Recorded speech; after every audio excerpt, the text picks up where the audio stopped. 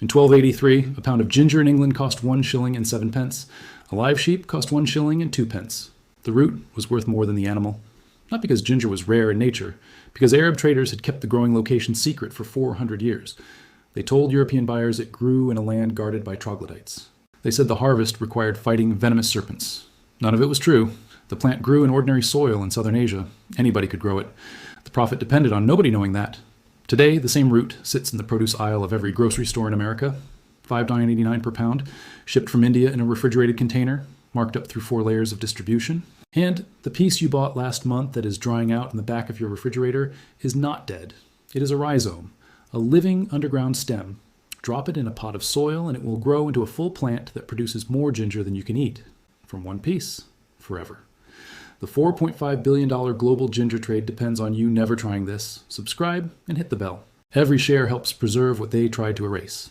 The archive opens in southern China, roughly 2,500 years before the first European tasted ginger. Confucius mentioned the root in his writings around 500 BCE. He recorded that he never ate a meal without it, not as medicine, not as a luxury, as a staple, the way modern households keep salt on the table. Ginger was on every table in ancient China because it had been on every table for as long as anyone could remember. In India, the root carried a different name and a heavier weight. Ayurvedic physicians called it Vishwabhasaj. The word translates to universal medicine, not one medicine among many, the universal one. The Sanskrit texts that documented its use date back over 3,000 years. Indian traders were shipping dried ginger root to the Mediterranean before Alexander the Great was born. Rome discovered ginger through those trade routes. The root arrived in Roman ports, wrapped in cloth and packed in clay jars. It was expensive, but not impossible. Roman cookbooks from the 1st century include ginger in sauces, stews, and preserves. Apicius, the most famous Roman food writer, used it in nearly every recipe. For 3 centuries, the supply was steady. Indian farmers grew it. Arab traders transported it. Roman merchants sold it. The chain worked. Then Rome fell. 476 AD, the trade networks collapsed. The roads that connected the empire to its spice sources broke apart. The ships stopped sailing regular routes, and ginger vanished from European tables almost overnight. What followed was 400 years of deliberate deception. Arab traders controlled the overland routes between Asia and Europe. They were the only link between the ginger fields of southern Asia and the kitchens of medieval Europe. And they understood something about monopoly that modern corporations spend billions trying to replicate. If the buyer does not know where the product comes from, the seller sets the price. So they lied. They told European merchants that ginger grew in a distant land called Troglodytia, a place where cave-dwelling creatures guarded the plants. They said the roots could only be harvested by men willing to fight poisonous serpents that wrapped themselves around the stems. They told stories of cliffs and jungles and forbidden territories where only the bravest traders survived the journey. None of it was real. Ginger grew in ordinary tropical soil, in flat fields, tended by ordinary farmers who planted it the same way they planted tubers. No serpents, no cave dwellers, no cliffs, just dirt and rain and patience. But the stories worked. For 4 centuries, European buyers paid whatever the Arab traders charged. The price never reflected the difficulty of growing ginger. It reflected the difficulty of discovering that growing ginger was easy. The entire markup was built on manufactured ignorance. In 1292, Marco Polo reached the port of Zayton on the southeastern coast of China. He saw ginger selling in open markets by the hundredweight, piled in baskets on the ground, priced the way Europeans priced cabbage. He recorded the observation. When his accounts reached Venice decades later, the merchants, whose fortunes depended on the markup, dismissed his writing as fantasy. They called him a liar. The lie was theirs. In 1511, the Portuguese broke the monopoly by force. Alfonso de Albuquerque captured Malacca, the port city that controlled the spice trade between Asia and the Indian Ocean. When Portuguese soldiers entered the warehouses after the siege, they found ginger stacked to the ceiling, cloves, nutmeg, pepper. The products that had built and destroyed fortunes across medieval Europe were sitting in wooden crates in quantities that exposed the scarcity as fiction. Within a decade, the Portuguese were shipping ginger directly to Lisbon. The Arab middlemen lost their monopoly. Prices in Europe dropped, but they did not drop to what the root actually cost to produce. Transatlantic shipping, colonial tariffs, and merchant guild controls maintained enough markup to keep ginger expensive through the 16th century. Then, the Spanish did something the Portuguese had not considered. They planted it. In the 1520s, Spanish colonists brought ginger rhizomes to Jamaica. The climate was perfect. The soil was right. Within a generation, Jamaica was exporting ginger to Europe at prices that undercut every existing supply route. By 1547, Spanish colonial records show Jamaica exporting over 1,000 tons of ginger annually to the European market. The root that had cost more than sheep was suddenly within reach of ordinary households. By the 18th century, ginger was common, no longer a luxury, no longer a mystery, a kitchen staple sold in every market in Europe and the Americas. The 400 years of manufactured scarcity were over, but between the collapse of the monopoly and the normalization of ginger, something remarkable happened. The root embedded itself into Western culture so deeply that we forgot it was ever foreign. Henry VIII recommended ginger as a remedy during the plague years of the early 1500s. He ordered his court physicians to distribute ginger preparations to the royal household.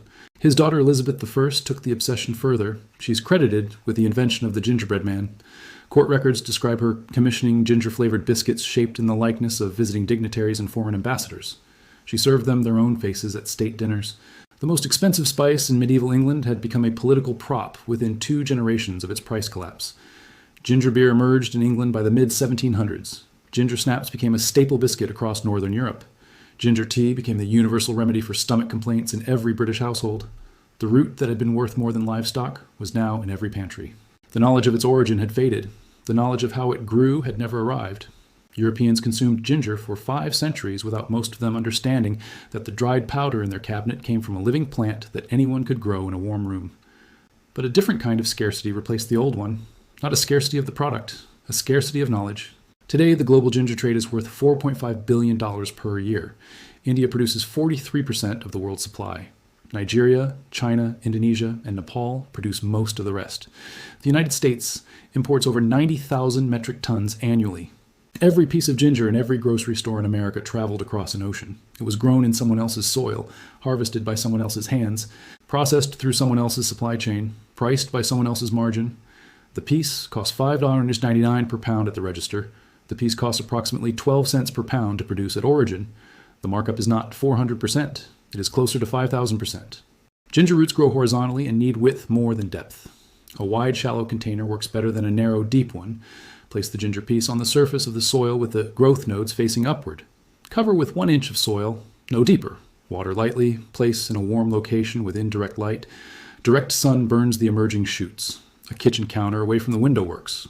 Shoots emerge in 2 to 3 weeks. Green-pointed stems that unfold into narrow blade-shaped leaves. Once the shoots appear, move the pot to brighter, indirect light. Water when the top inch of soil dries. Do not overwater. Ginger rots in soggy soil. The plant grows for 8 to 10 months. When the leaves begin to yellow and die back, the rhizomes are mature. Tip the pot over. Pull out the root mass. Break off what you need for the kitchen. Replant 2 or 3 segments in fresh soil. The cycle restarts. Every harvest produces enough planting material for the next generation and enough ginger for months of cooking. You can grow ginger indoors in any climate. It does not require outdoor space. It does not require a garden bed. It does not require a greenhouse. A pot on a counter in a warm room is sufficient. The plant that Arab traders told Europe was guarded by serpents grows on a kitchen shelf next to the coffee maker. In 1283, a pound of ginger was worth more than a sheep because a group of traders decided the buyer should never learn where it came from. In 2024, a pound of ginger costs $5.99 because the supply chain decided the buyer should never learn how to grow it. The root has not changed, the soil requirements have not changed, the growth cycle has not changed. The only thing that has changed across 700 years is who profits from the gap between what ginger costs to grow and what you are charged to buy it. The gap was built on ignorance in 1283. It is maintained by absence in 2024. Different mechanism, same margin. The piece in your refrigerator is still alive.